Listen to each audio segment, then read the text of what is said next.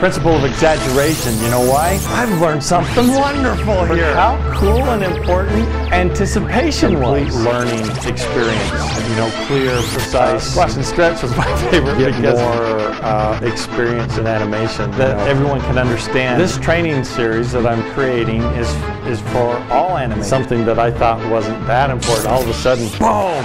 Well, there's a lot more to it.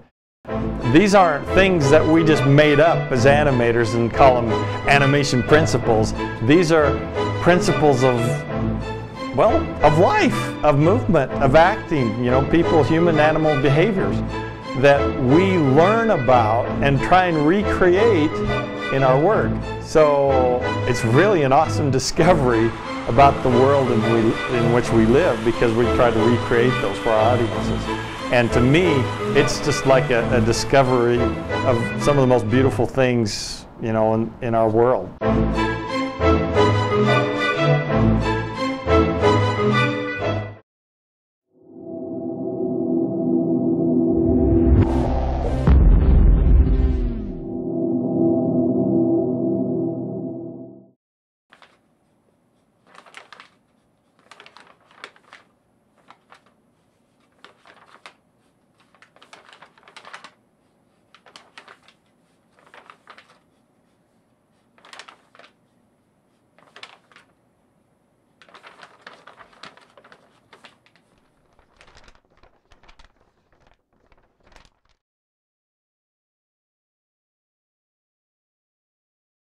Well, my goal for these animation DVDs is to share what I've learned over many years of teaching thousands of students in both universities and in studios. One of probably the best experiences I've ever had was when I was sent overseas to train animators.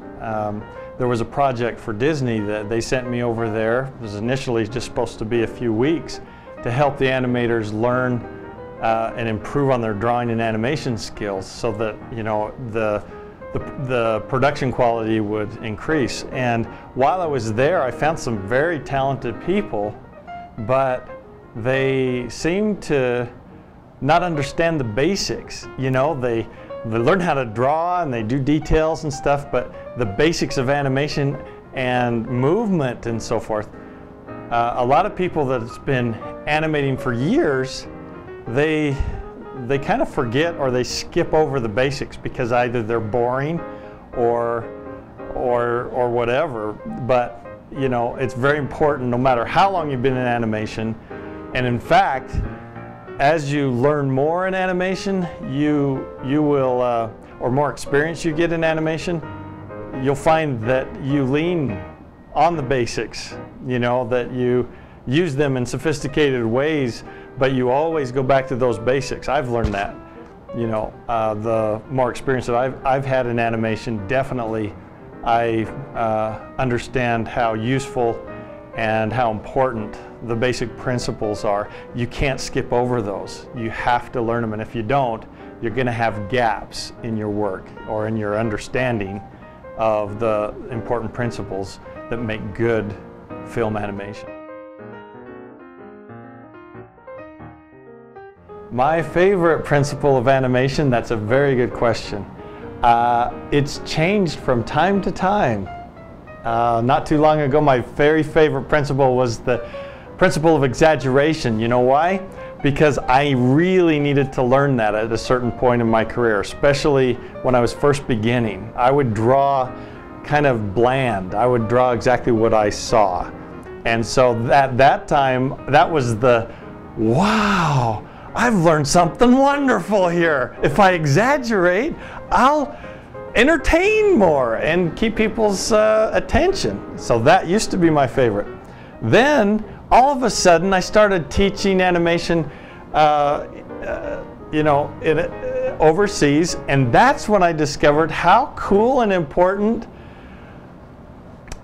anticipation was, you know. And now that's my very favorite, because I see anticipation and how important it is, and it's so much more than what I used to think it was, which is just do the opposite. If you're going to move forward, you got to go back first. Well, there's a lot more to it, And I'm excited to create that DVD to share with everyone about, you know, the things that I discovered about anticipation, which is, you know, now my very favorite principle. At one time too, squash and stretch was my favorite because, number one, it's very fun to do and it's very fun to teach about. You know, jumps out at me, and that's, I guess, I really enjoy discovering it and then sharing that.